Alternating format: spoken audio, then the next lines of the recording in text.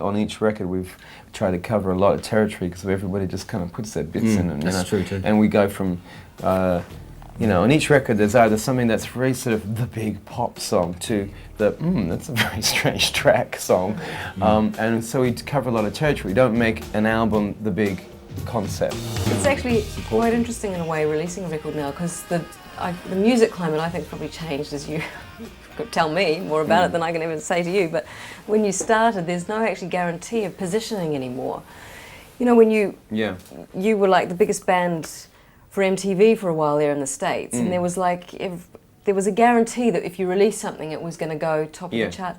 Now, it's like, who knows where you can be, because Britain has their own thing going with Britpop, blah, blah, blah. America is, I don't know how you break America again, you know. It's like, I think actually there's been a period for a few years, yeah, you're right, where you actually had to come from Seattle or from Manchester, or, you know, to get played on anything, you know, or to even be noticed, you know, and that's another good reason why we were sort of hanging back to put a record out. And after that, it's a great thing for England and the States and stuff, but once everybody gets over that kind of, you know, it's like blinkers on, you know, wow, we're having a whole resurgence, and it sparks everything up, which is great, but we're from Australia. You know, proud of it, and it's different, and we do our own thing. But now that it's all calming down, the good thing about it is what happens after that, and people's ears and eyes kind of open up again to a whole new thing, which is, I hope, going to be good for us. Yeah. There's a lot of formulas out there. You know, I think there's people. I just want to turn the radio and go, like, yeah, this jams. You know, I think there's a lot of people that are 20, you know, who've probably grown up with us. You know, like we've grown up with us.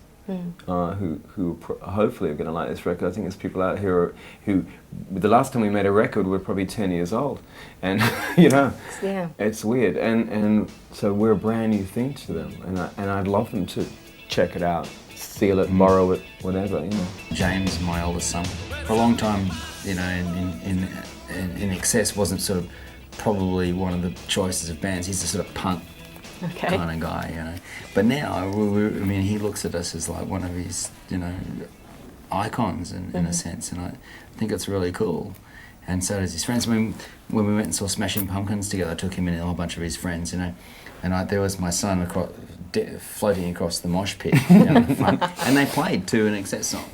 Yeah, that's right, yeah. So, you know, I mean... You were like, oh. Yeah, you know, and then we went back and you're okay, Dad. Billy and Jimmy, and they were all really cool, and it was really nice. And it makes you think, well, you know, this is great. In terms of pitching yourself, I mean, is that an issue? Knowing where to pitch yourself now in terms of all the other bands that are out there? Yeah. Have you thought about that with this album, or is it not? I don't know. I think we've always been a trouble spot, you know, for anyway. You know, we've always, you know, we were one of the first bands to make popular this kind of mixture of styles, you know, funk and rock and roll, whatever you wanted to call it. Yeah.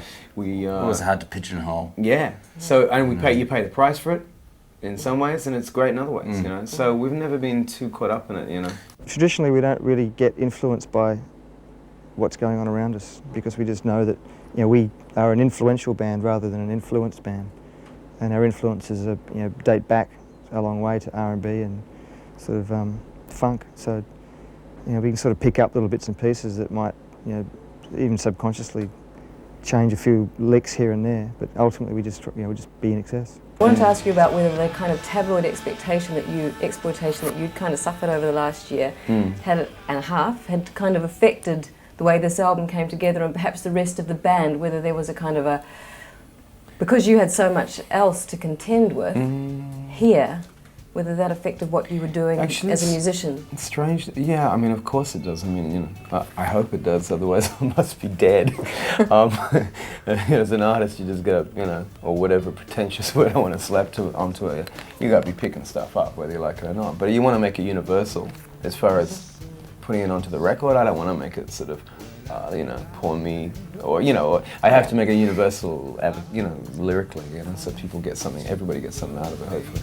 My mother ran, my father left town, but we still have necessary to go on.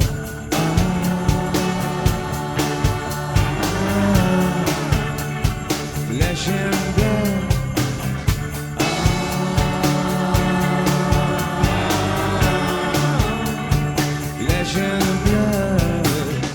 Is that in any way autobiographical from anybody? I mean, you and Andrew. Well, I write all the lyrics, but yeah, no, it's just a straight out. I think on this album I really wanted to do. I don't know. I tend to write a bit cut and pasty, and things, you know, things can be a bit obscure, and I like people to read what they like into it. But on this record, I really wanted to make things pretty clear and some straightforward narrative. You know, just tell it like it is. Are your private relationships splashed everywhere in Australia because you're in INXS? Is there that inspection only of what medical journals. No, not really. Not really. No.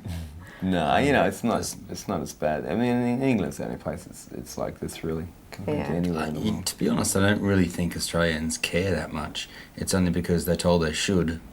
That, Occasionally they do. Occasionally they do. Stuff gets picked up, you know. But no, it's I don't know.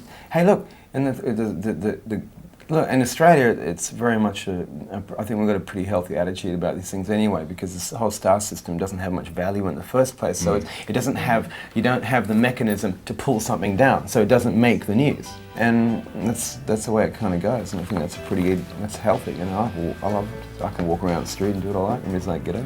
Becoming a father. Does that, I mean, I know there are other dads in the band, so you've We've got 8 children in the band now. It's a travelling circus. Yeah, absolutely. Well, Does it mean that you go on tour then to get a good night's sleep? Is that how it works? Yeah, no, it's the same hours. Yeah.